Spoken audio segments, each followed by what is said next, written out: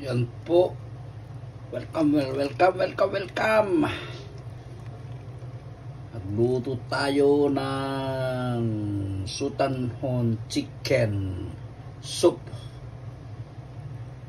Yan. Loaded po, loaded.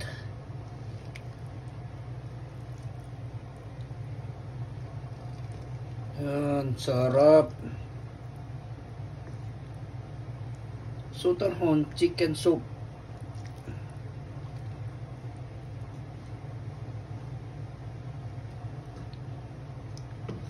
Susunod po at medyo nagmamadali po ay papakita ko sa inyo kung paano magluluto nito at medyo ano po tayo dito.